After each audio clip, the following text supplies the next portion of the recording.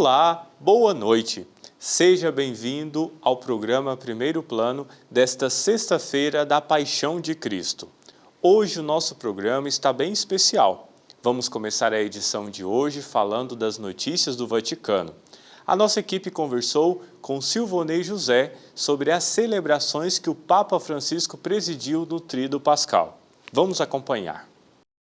Vivemos um momento central da liturgia católica, a Semana Santa, em que celebramos a paixão, morte e ressurreição de Jesus.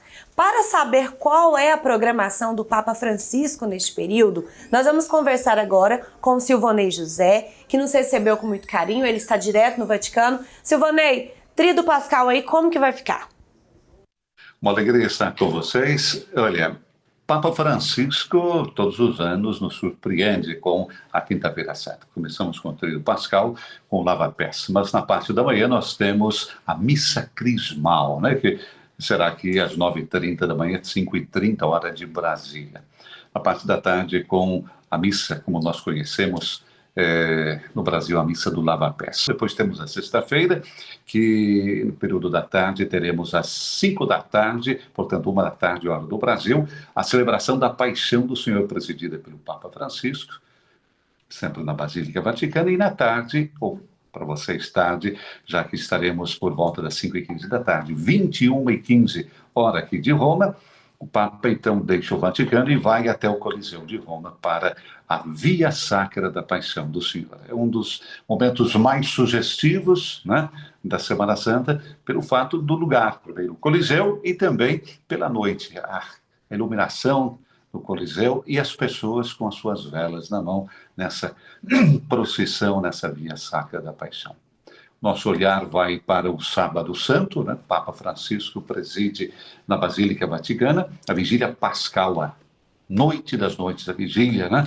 A noite mais longa, a partir das 19h30, portanto, no Brasil, 3h30 da tarde, o Papa estará presidindo a Vigília Pascal. Olhamos daí já para o domingo da Páscoa, a ressurreição do Senhor, 9 de abril, 10 da manhã, 6 da manhã, hora do Brasil, o Papa preside a Santa Missa na Praça São Pedro. E depois sobe até o balcão central da Basílica, né, onde estará dirigindo ao mundo a sua mensagem de Páscoa e a bênção Urbi et Orbi, a cidade e ao mundo, portanto, também a todos nós brasileiros.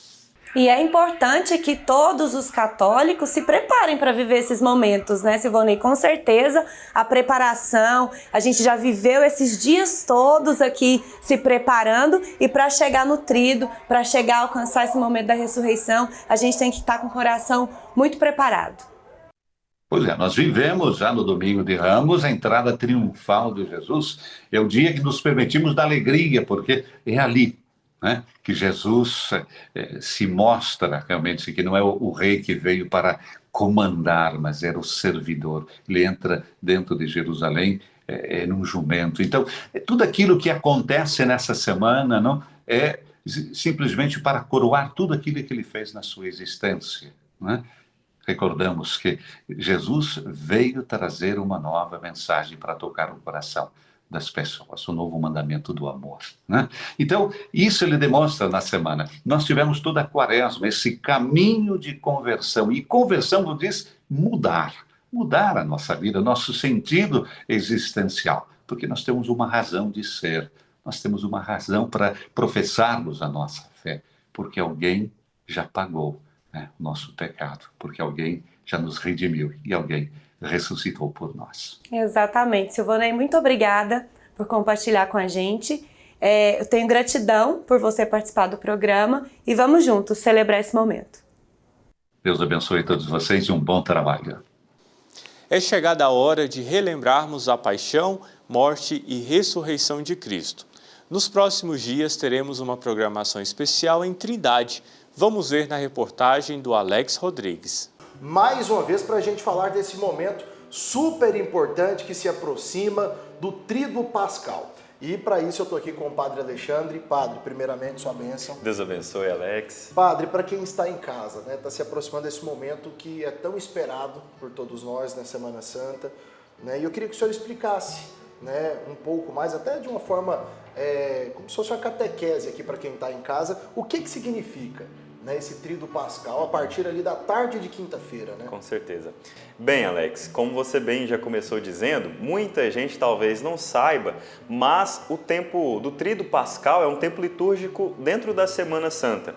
A quaresma, o tempo da quaresma, ele se encerra mais ou menos por volta das 18 horas da quinta-feira da Semana Santa, quando nós já começamos a rezar esta liturgia do tríduo em preparação para a Vigília Pascal. Uma curiosidade é que os devotos podem observar que na quinta-feira santa, após a celebração, não se tem a bênção de encerramento da Santa Missa, não se tem a bênção final. A bênção final ela é dada no sábado, somente após a Vigília Pascal, para dizer que nós encerramos esta celebração que começa na quinta-feira e se encerra no sábado. Bem, como é um tempo próprio dentro da igreja, que se insere dentro da Semana Santa, cada um dos 3 dias, a quinta, a sexta e o sábado, tem suas liturgias próprias. Esse tempo nós chamamos de tríduo pascal porque ele marca os últimos gestos da vida de Jesus e como nós fazemos essa memória nas celebrações, enquanto igreja, nós, junto com Jesus nessas celebrações, também rememoramos ou relembramos esses gestos significativos da vida de Jesus. Na quinta-feira santa, com a celebração da Santa Ceia do Senhor, onde nós também temos o bonito gesto do lava-pés, onde o padre escolhe ali 12 pessoas representando os 12 apóstolos para lavar os pés, como Jesus fez, nós temos a instituição da Eucaristia, o sacramento mais sublime que nós temos na igreja, onde através desta comunhão que nós fazemos do corpo e sangue de Jesus, nós nos tornamos membros da mesma comunidade, partilhamos a mesma fé, partilhamos o mesmo coração, a mesma intenção. Então, a celebração da Quinta-feira Santa, chamada de instituição da Eucaristia, ela tem esse objetivo, nos unir em torno da Eucaristia, que é o sacramento primordial da igreja.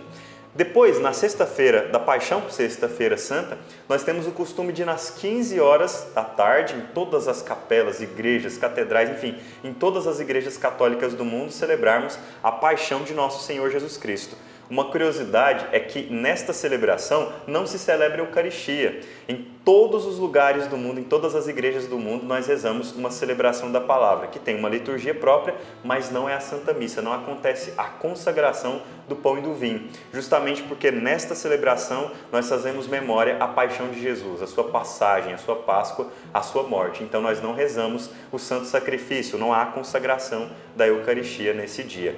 Normalmente também, em algumas comunidades, se faz nesse dia, em seguida a esta celebração, o Cântico do Perdão e a encenação da Paixão de Cristo, muito tradicional em muitas igrejas do Brasil e que os nossos devotos certamente vão acompanhar a transmissão bonita da Via Sacra, né, que o Grupo Desencanto faz nas ruas de Trindade, pela rodovia dos Romeiros, ao longo da sexta-feira, né, que os nossos devotos vão acompanhar pela TV Pai Eterno. Começa às 7 da manhã, inclusive. Isso mesmo. Fique ligado, devoto, não perca.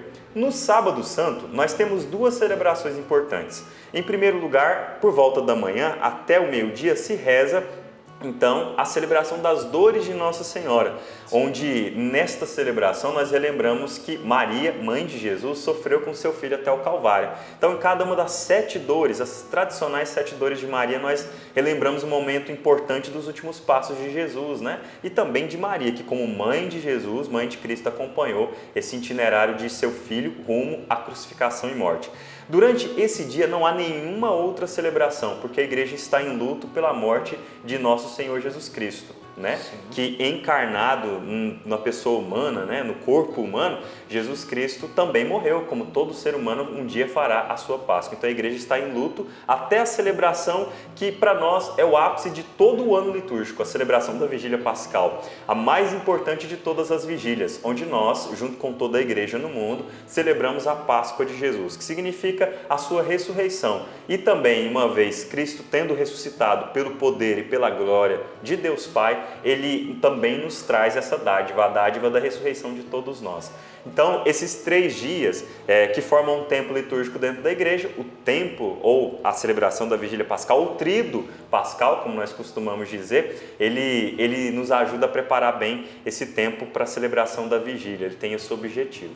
Padre, ficou muito bem explicado, mas até algumas curiosidades, a gente acompanhando algumas pessoas, alguns devotos, até lembro que minha avó, ela guardava muito nesse período, a partir ali da quinta-feira, né, quando ela entregava ali o jejum dela da quaresma, né, ela ficava praticamente ali depois de meio-dia na quinta-feira até o período da Páscoa, até a missa de Páscoa, sem fazer nada. Ela falava que a gente não podia varrer casa, que não podia cortar cabelo, fazer a barba, porque fugia um pouco desse momento de quaresma. E assim, cada pessoa ele tem a sua fé, tem os seus gestos. Sim. Isso varia muito de pessoa para pessoa, né? Com certeza, Alex, e também a quem nos assiste pelo Boa Noite, meu pai.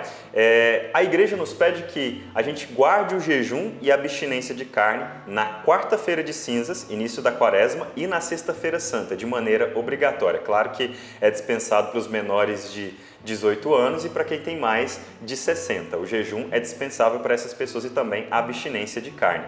Mas a igreja também nos pede para que nós pratiquemos o jejum durante as sextas-feiras da Semana Santa. Da quaresma, né? Do tempo da quaresma, todas as sextas-feiras da quaresma. Mas cada pessoa, nós sabemos que tem uma maneira diferente, talvez, de assimilar a quantidade, a qualidade, ou no que pode ser feito o jejum. O jejum é a gente retirar uma grande refeição do dia. O café da manhã, o almoço, o lanche da tarde ou o jantar. A abstinência, ela pode ser feita da carne, como a igreja nos pede na quarta-feira de cinza, sexta-feira da paixão, ou abstinência, de repente, de algum outro alimento, de algum outro hábito, como, por exemplo, a gente assistir um filme, uma série, se privar de alguma outra coisa em função da gente fazer esse gesto de lembrar que Jesus sofreu, então nós, na nossa carne, no nosso corpo, nós assumimos algum tipo de sofrimento, porque a gente tira alguma coisa que a gente gosta, então isso nos leva de algum modo a sofrer, para a gente assimilar ou assemelhar o nosso sofrimento ao de Jesus. Mas a sua avó não está completamente errada, nem as outras pessoas que talvez guardem a sexta-feira em silêncio. Tem gente que não limpa a casa, tem gente que não assiste televisão, e aí tem até aquele costume, né? Não, nós vamos guardar tudo na sexta-feira santa para no sábado tirar aleluia de todo mundo. Tudo isso não está errado, não está certo e não está errado. São gestos que a piedade popular adequou e trouxe para si e que também nos ajuda a viver bem esse tempo da Sexta-feira Santa, já que nós poderíamos dizer que na Sexta-feira da Paixão estamos em luto pela morte do nosso Senhor, em sua condição humana. O ofício das trevas faz parte da liturgia da Semana Santa, que mostra de forma bastante clara a figura do servo sofredor, e junto dele nos colocamos rezando e meditando sobre o sofrimento de sua paixão e morte na cruz. Para entender mais sobre a história dessas tradições, a Caísa conversou com o padre Rafael Siqueira, doutorando em História da Igreja na Pontifícia Universidade Gregoriana em Roma, na Itália. Vamos acompanhar. Então agora, padre, falando do nosso assunto, né? Estamos na Semana Santa e ofício de trevas. Quando se faz o ofício e as paróquias têm autonomia de mudar o dia que é feito? Tem autonomia para mudar o dia, porque na verdade, quando ele começou, ele era muito atrelado à Quinta-feira Santa. Era uma celebração feita na quinta, na sexta e no sábado santo. E depois, com o tempo, essa celebração foi até para o povo poder participar, também indo para outros dias. E ela começa a ser celebrada, ela é muito antiga na vida da igreja, ela começa a ser celebrada no século IX. E ela começa a ser celebrada na oração da liturgia das horas, que hoje nós chamamos de ofício das leituras, mas que antigamente se chamava de matinas, que era celebrada de madrugada. Para a gente ter uma ideia, os monges eles acordavam de madrugada para celebrar essa matinas, né, esse ofício. Porque na Europa Ocidental, nesse tempo, não sei se alguém aí já ouviu falar de sono bifásico. As pessoas elas não dormiam a noite inteira, né, não tinha luz elétrica, então elas dormiam muito cedo, aí elas acordavam no meio da noite, elas faziam alguma atividade, depois elas voltavam a dormir. E os monges, por sua vez, essa atividade deles era a oração. Eles começaram a celebrar na Semana Santa, na Quinta-feira Santa, o ofício de trevas. O ofício de trevas já ganha esse nome no século XII, embora ele tenha começado no século IX. E, a partir do século XIII, para que o povo possa começar a participar dessa oração também, eles adiantaram o ofício de trevas para a tarde do dia anterior. Ótimo. Ô padre, como que é celebrado, como que é realizado o ofício de trevas? E por que é ofício de trevas?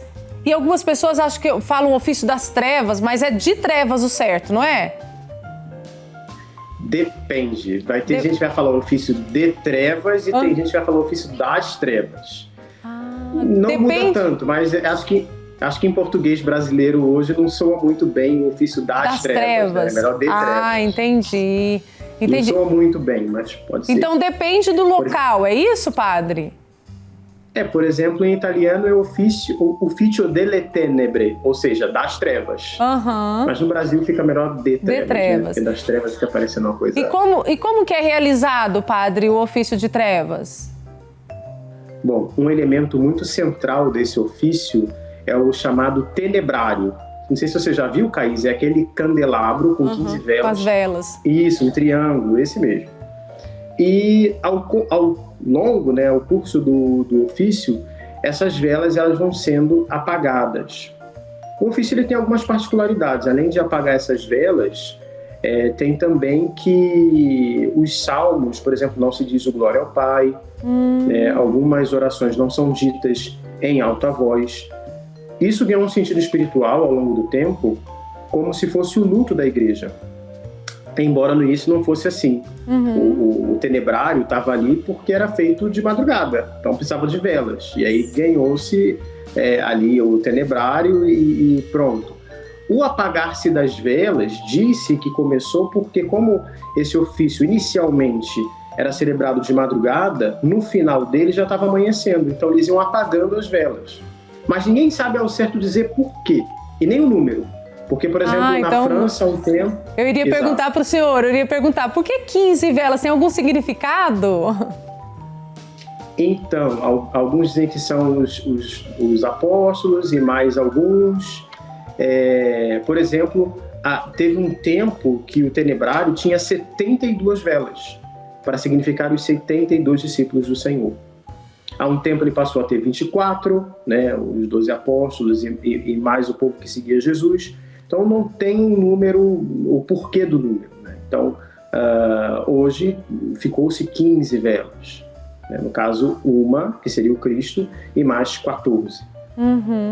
Ô padre Rafael, e a questão do momento, durante todo, né, o ofício de trevas, qual que é o momento mais importante? Tem um momento? O momento mais importante, eu diria, mais emocionante também é quando ele termina, né? Ficou ambígua a frase, mas explico.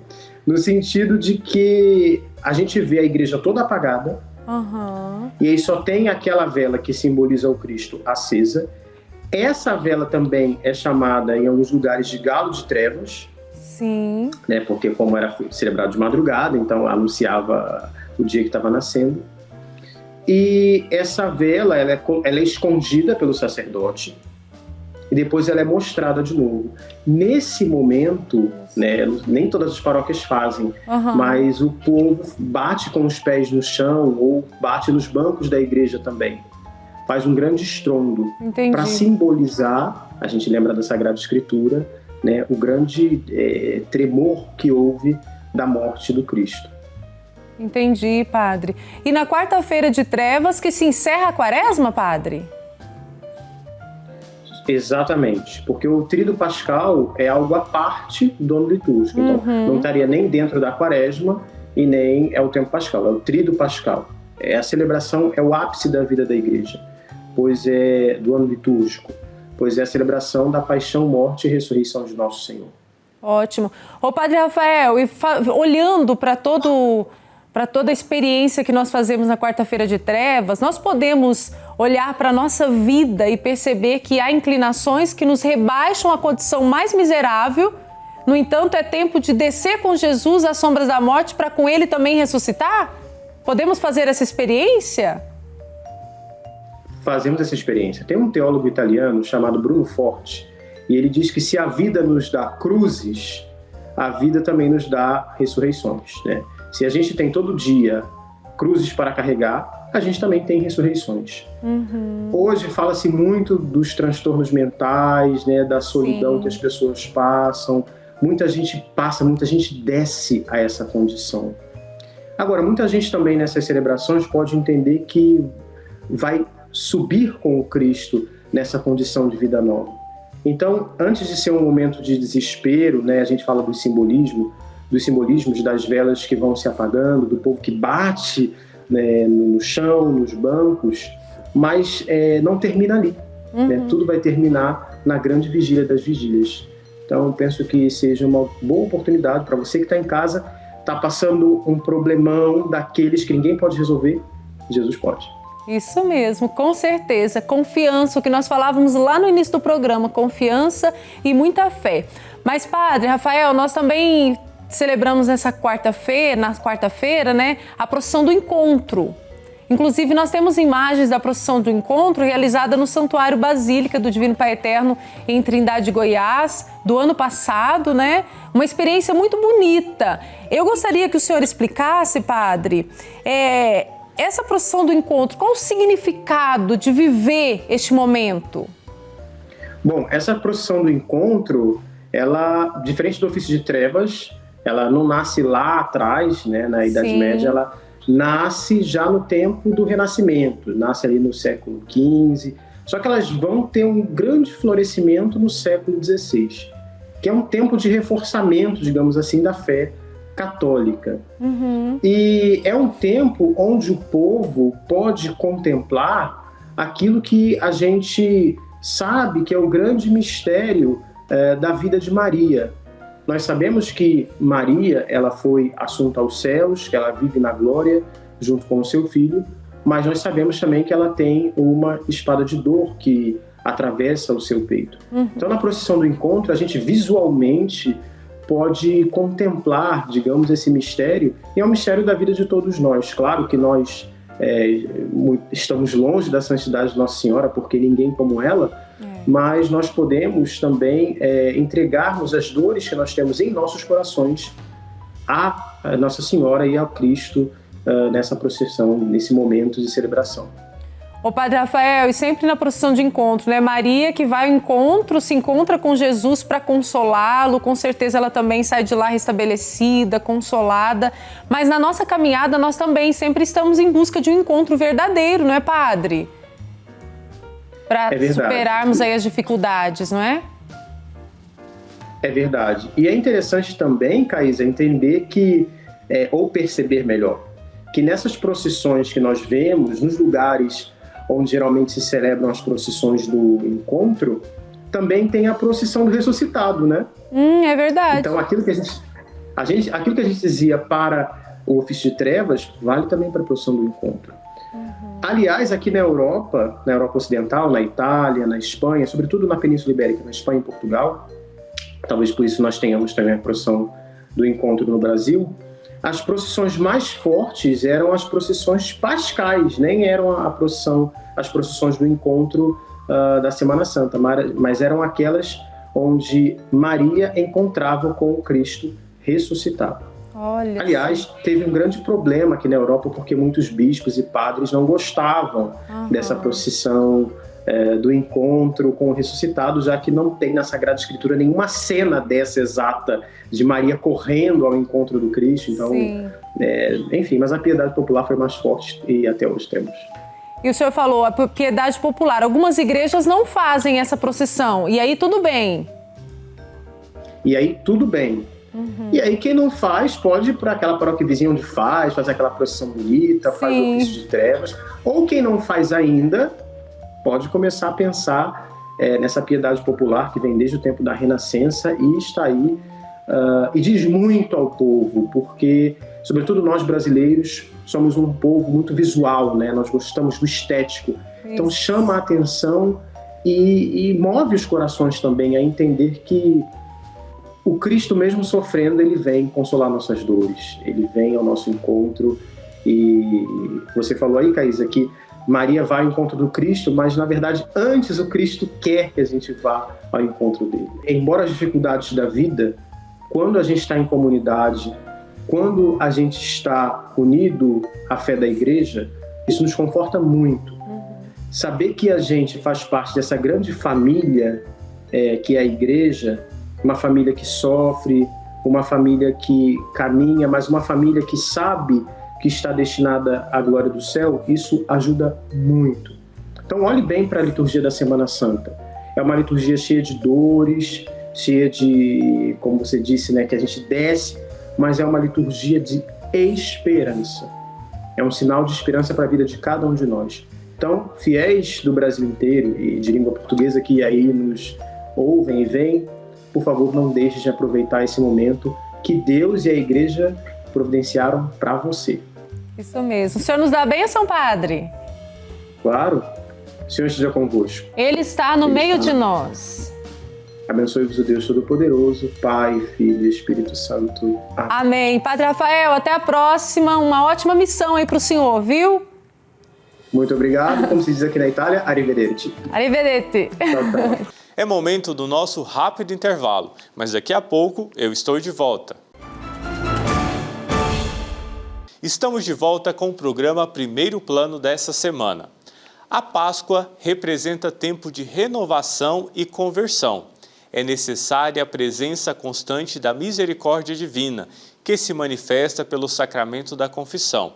Nas paróquias, um espaço é reservado para que os fiéis possam se confessar e se reconciliar com Deus Pai.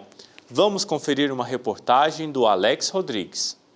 Bom, hoje a gente vai falar um pouquinho sobre a importância das confissões. O porquê se confessar. E para isso eu estou aqui com o Padre Rodrigo de Castro.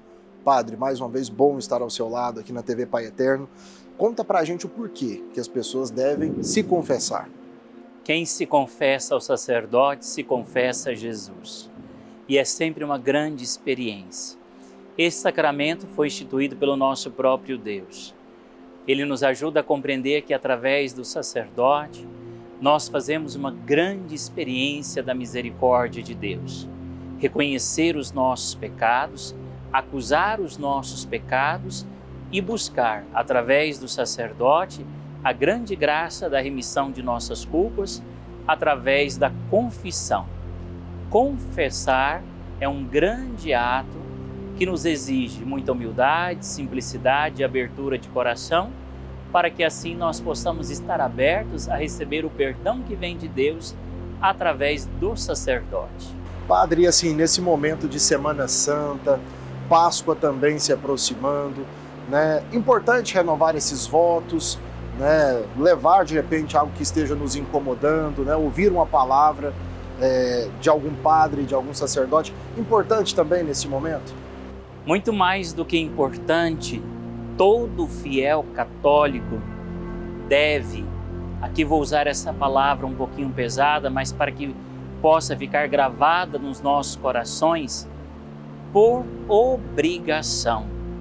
É mandamento da nossa igreja confessar ao menos uma vez por ano. E a melhor época da gente confessar é por ocasião da Páscoa. Então a igreja nos ensina que todo fiel católico, aquele que professa a fé, aquele que vive a fé, deve, por ocasião da Páscoa, se confessar, para assim bem celebrar a Páscoa, fazer verdadeiramente a Páscoa. Não devemos celebrar a Páscoa sem estar com a nossa confissão em dia. E aqui cabe mais ou menos como que uma pergunta: será que é possível celebrar a Páscoa sem estar com a confissão em dia? Se Páscoa é renovação, se Páscoa é vida nova, se Páscoa é ressurreição, se Páscoa é mudança de vida, cabe muito bem uma boa confissão por ocasião da Páscoa. Padre, e existem muitas pessoas que têm dúvidas, né, em relação a essa questão da confissão, pensa que esse é um momento apenas quando fez alguma coisa que julga errado, de repente que esteja carregando ali um peso na consciência, né? E outras pessoas imaginam que isso precise acontecer apenas antecedendo uma crisma, uma primeira comunhão, um casamento, mas a pessoa ela pode se confessar a qualquer momento que ela sentir necessidade e em qualquer momento da vida também, né? Não precisa ter cometido algo que ela considere ruim para isso. O pecado sempre nos assola, o pecado sempre nos incomoda. Todas as vezes que nós cometemos um pecado mortal, nós devemos correr para a confissão. O cristão deve levar uma vida totalmente na graça de Deus, estar em estado de graça. Se nós não estamos em estado de graça, se algo nos acusa, devemos correr para o confessionário e fazer uma boa confissão. Como bem nós acabamos de escutar, é preciso confessar e é bom se confessar de acordo com as necessidades. Não estando bem, está em pecado mortal, a consciência não está tranquila, a sua consciência te acusa, O exame de consciência te leva a uma responsabilidade para procurar o sacramento da confissão. Todos nós devemos confessar. Padre, é importante ressaltar também que esse é um serviço, né, que as igrejas, né, em todo o mundo, elas acabam disponibilizando aqui no Santuário Basílica Sagrada Família, né, em outros santuários, em outras paróquias, não só aqui de Goiânia, né, mas em todo o território. Elas atendem as pessoas nesse sentido, né? É um serviço que a igreja oferece gratuitamente. Isso mesmo, a igreja está sempre de portas abertas. O Papa Francisco, há poucos dias mesmo, dizia sobre isso, que em toda a igreja deve estar uma placa fixada bem junto à porta, ou seja, entrada livre, que nós possamos entender que todo templo está sempre pronto a nos acolher. Padre, muito obrigado, sua bênção. Volto com vocês aí no estúdio. A Romaria de 2023 está chegando e os preparativos estão a todo vapor. No último sábado foi lançado no Santuário Basílica o hino oficial da festa em louvor ao Divino Pai Eterno deste ano. Vamos conferir na reportagem. De 23 de junho a 2 de julho deste ano, romeiros do Brasil inteiro e de outros países estarão em Trindade, Goiás, participando da tradicional Romaria em louvor ao Divino Pai Eterno. A festa, que é uma das maiores expressões religiosas do país, tem como tema em 2023, o Pai Eterno nos chama e envia. Neste final de semana, aconteceu no Santuário Basílica, na capital da fé, em Goiás, o lançamento oficial do hino da Romaria. A igreja estava lotada. Caravanas de vários estados, como São Paulo, Minas Gerais e Distrito Federal, estavam presentes, dando o tom de como será a grande festa. Os fiéis aprenderam a letra do hino e formaram um belo coral.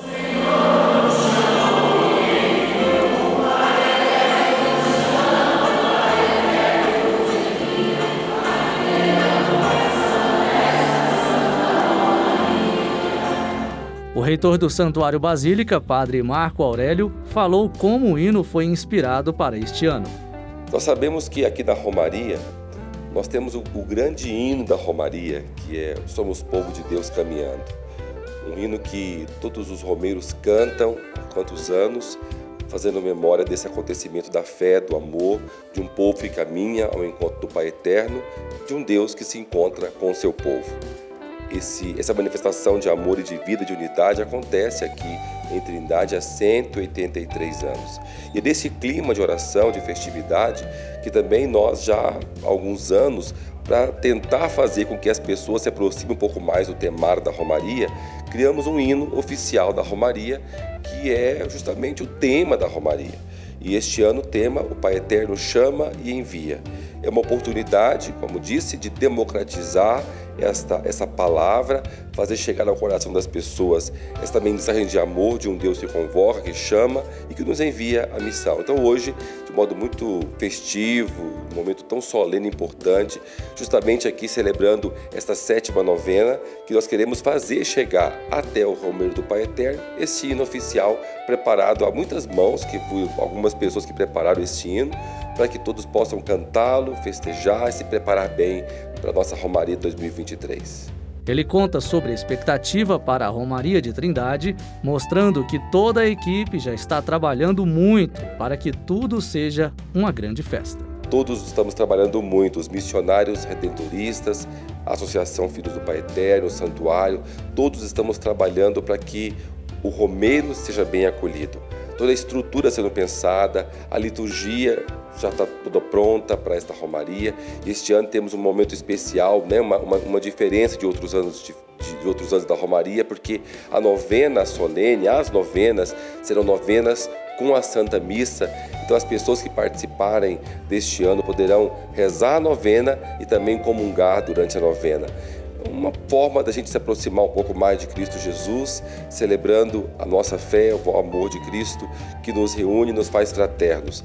E a Romaria tem essa intenção forte, unir o povo do Brasil, unir os devotos do Pai Eterno, para se reabastecer da força, da graça e voltar para os seus lugares, para as suas comunidades, para testemunhar a palavra do Pai, que amou, que acalenta, que cuida, que ama. O aposentado José Francisco já participou de várias edições da Romaria do Divino Pai Eterno. Ele está animado para a edição de 2023. Estamos com grande ânimo, estamos com fé e esperança que vai dar tudo certo, né? Porque agora vai fazer o segundo ano depois dessa pandemia. Sempre participei, nunca falhei uns pouco tempo da Romaria, mas agora estou sempre junto aqui, tá bom demais, tá ótimo. Aí a gente está aqui, né? Nas mãos do Pai Eterno e com muita fé e esperando que vai dar tudo certo, mais um ano, se Deus quiser. No próximo bloco, vamos falar sobre uma tradicional procissão da cidade de Goiás, aqui no estado de Goiás. Eu conto com a sua companhia. Agora vamos falar de uma procissão muito bonita que faz parte da tradição do estado de Goiás, reconhecida em todo o país e no mundo. É a procissão do Fogaréu. Acompanhemos na reportagem.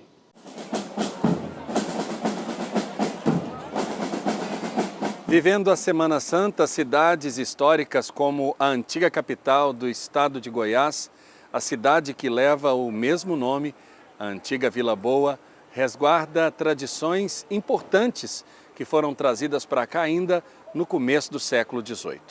Dentre essas tradições, uma se destaca dentro da programação da Semana Santa, a procissão do Fogaréu, um folclore religioso trazido dos países da Espanha e Portugal por religiosos que observavam as tradições na Península Ibérica.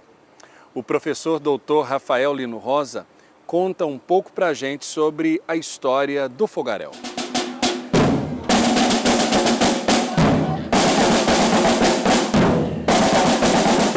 Essa tradição ela é ibérica, ela acontece em cidades até hoje, como Sevilha, como outras cidades de Portugal e Espanha, né?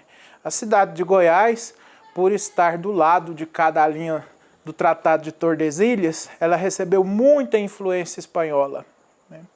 E os nossos primeiros prelados, os nossos primeiros padres que aqui chegaram, chegaram vindos da Península Ibérica, né? E de Açores, como o nosso padre Perestrelo. E o padre Perestrelo, ele seria o agente por trás da procissão do Fogaréu em Goiás. A procissão do Fogaréu, ela é a representação da prisão de Jesus Cristo. Ela tem duas características, dois pesos muito marcantes. Ela tem o peso cenográfico, ela tem o peso artístico, ela tem o peso da encenação em si e ela tem o peso religioso, né? Para uma cidade como Goiás, que carecia de uma catequese melhor, né, essas encenações artísticas vinham para trabalhar a religiosidade, o luminoso na cabeça do povo, né, na mente do povo da época.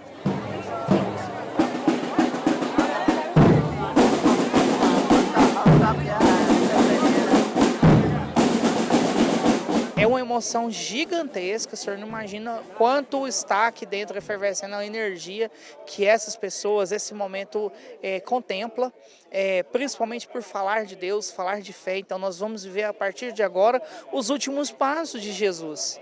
E a gente tem como princípio para reflexão, por mais que os ferricocos simbolizem o algoz de Jesus, né, que vai buscar o Jesus para prendê-lo, quem está por trás da cena, você tem os mínimos detalhes, porque, por exemplo, se você pega no sentido reflexivo da coisa, o ferricoco está encapuzado porque ele simboliza o soldado do templo, era o anônimo, a pessoa que está por trás, essa pessoa que está por trás, quando você tira um capuz, ele é um gari, ele é um pai de família, ele é uma pessoa que é um pintor, é um advogado, é um salgadeiro, por exemplo.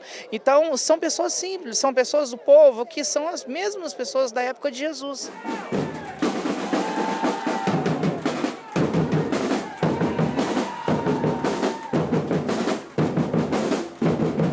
A cidade de Goiás fica a 142 quilômetros da atual capital do estado. Quando Goiânia foi fundada na década de 30, Tudo o que era referente à sede do governo do estado foi levado daqui para a nova capital. Até mesmo algumas tradições. Mas a procissão do fogaréu continuou no seio deste povo como sendo um símbolo e um sinal das tradições vilaboenses. Tanto é assim que muita gente que mora em Goiânia tem na cidade de Goiás o seu lugar de residência. Isso é o que nos mostra o doutor Fernando Cupertino, quando descreve as realidades familiares e da fé sobre a procissão do fogaréu.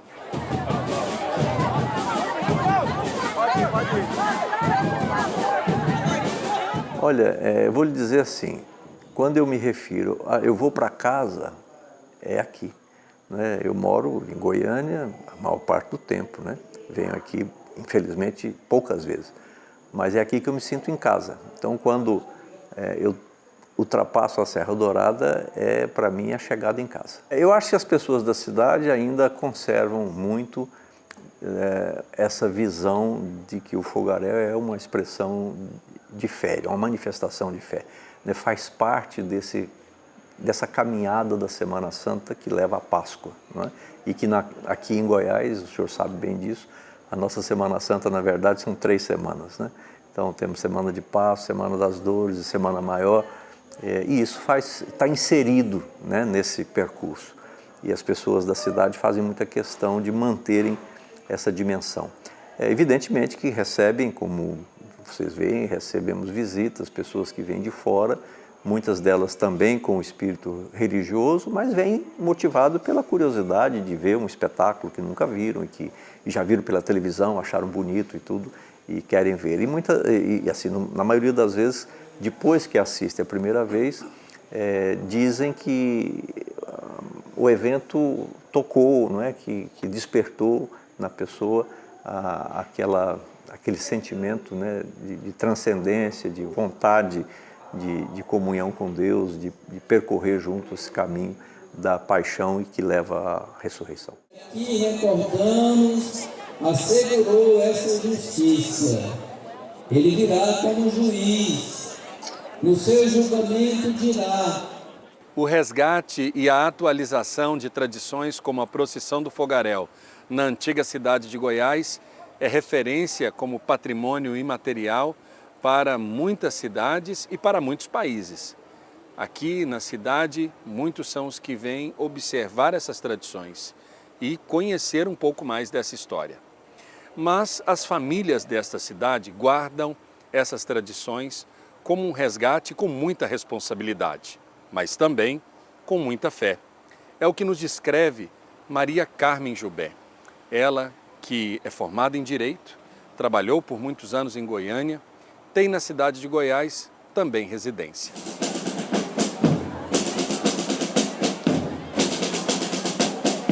Bom, meus 2 avós eram irmãos dos Passos. Um deles, Alcide Jubé, foi inclusive provedor. Por 2 vezes, não me recordo em quais biênios, mas ele foi provedor. E meu avô Antônio de Paula Freitas, ele era de Jaraguá, mudou para Goiás e logo que ele veio já começou a ser um entusiasta das festividades. Ele era irmão dos Passos, foi para Goiânia com a mudança da capital, mas nunca abandonou Goiás, sempre vinha na festa do padroeiro, né, da Irmandade, Semana Santa.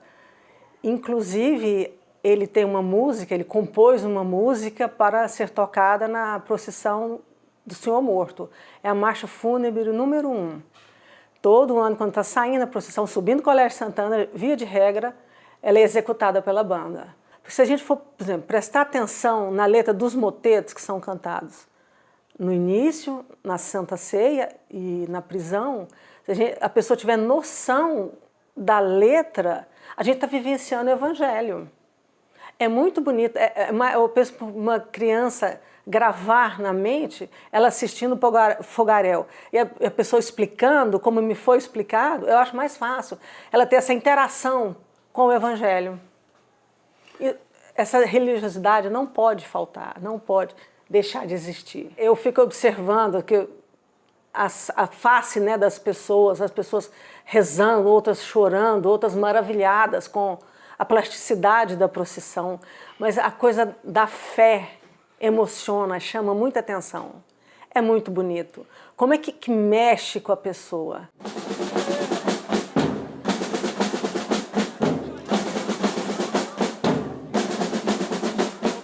Quando eles iniciaram, eram 3 farricô que saíam. Hoje nós somos 40 e poderá chegar mais, não é? Então jamais imaginaríamos que essa procissão se tornasse o ícone, né? O símbolo de Goiás, não é? Então acho que eles criaram, tiveram a ideia e hoje ela é do mundo. Hoje ela não é do Helder, não é da Marlene, não é da Antolinda, ela é de todos os brasileiros.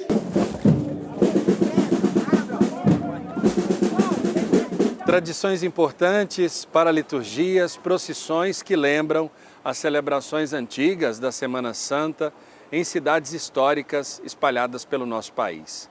É o que nós mostramos um pouco aqui na cidade de Goiás e que temos a oportunidade de compartilhar com você. De responsabilidade da Organização Vilaboense de Artes e Tradições, da Igreja Católica e de outros grupos organizados aqui da antiga Vila Boa, a Procissão do Fogaréu segue sendo signo e sinal do povo goiano.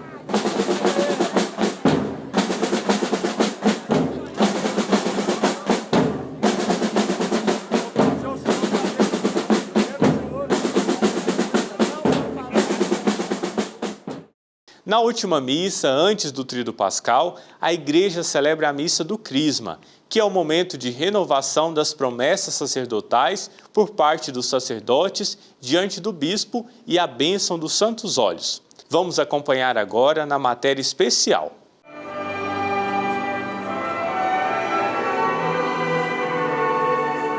Considerado uma das principais plenitudes do sacerdócio dentro da Igreja Católica, a Missa do Crisma ou da Unidade reflete um momento forte de comunhão eclesial. Realizada na Quinta-feira Santa, essa celebração marca a bênção dos óleos, que serão usados ao longo do ano nas comunidades para as cerimônias sacramentais dos fiéis no batismo, crisma e unção dos enfermos. Segundo Dom João Justino, essa missa representa um forte simbolismo para a Igreja Católica e por isso pode ser chamada de Missa dos Santos Óleos. A Missa do Crisma é celebrada na Quinta-feira Santa, geralmente, Quinta-feira Santa pela manhã. Algumas dioceses celebram noutra data para facilitar a presença dos padres. É uma missa em que há renovação dos compromissos sacerdotais, por isso todos os padres devem participar. E durante esta missa, o bispo também abençoa os óleos que serão utilizados nos sacramentos da Igreja no decorrer daquele ano. Então, abençoamos o óleo dos catecúmenos, o óleo dos enfermos e consagramos o óleo do Crisma. Esta é uma celebração que é também, no contexto da Igreja, em muitos lugares se chama Missa da Unidade. Exatamente porque estão os padres, os diáconos, os consagrados, consagradas e muitos irmãos e irmãs que vêm das comunidades. Celebram junto com o bispo esta Eucaristia. Um segundo momento da celebração, presidida pelo arcebispo de Goiânia, Dom João Justino, é a renovação das promessas sacerdotais feitas pelo clero, bispos e sacerdotes no dia da ordenação. Para o reitor do Santuário Basílica, Padre Marco Aurélio, essa cerimônia religiosa é muito significativa. A Arquidiocese de Goiânia, nesse momento reunida na celebração da unidade. Nessa missa, são abençoados, consagrados, os santos óleos do Crisma, do batismo e da unção dos enfermos. Óleos que representam, de fato, os sacramentos tão importantes que nós celebramos ao longo do ano. Os presbíteros utilizam desse óleo para levar esperança e vida às pessoas, para celebrar a chegada daqueles que vêm como cristãos, para celebrar a vida na fé. E também, nesse dia especial, nós celebramos a renovação sacerdotal. Todos os presbíteros são chamados a renovar o seu sacerdócio em nome de Cristo, cabeça da Igreja. É Ele aquele que é o sacerdote por excelência e que nos oferece a missão de seguir o amor, promover vida e promover a paz para o mundo.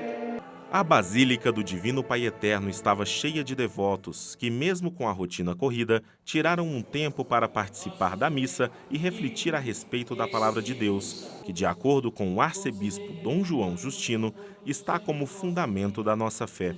Transforma em fé viva o que leres, ensina aquilo que creres e procura realizar o que ensinas.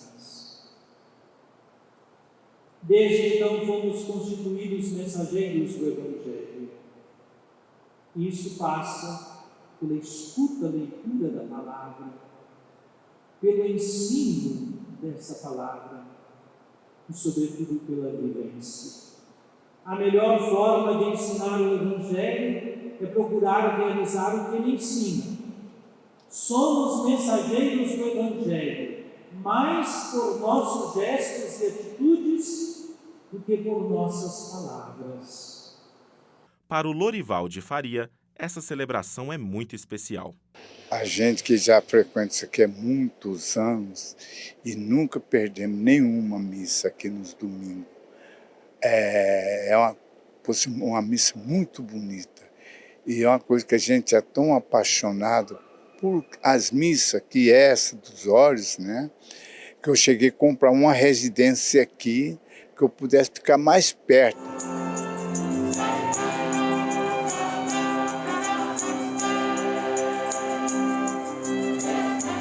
O programa Primeiro Plano dessa semana chega ao fim. Eu me despeço de você, te desejando um ótimo final de semana e uma feliz e abençoada Páscoa. Até breve.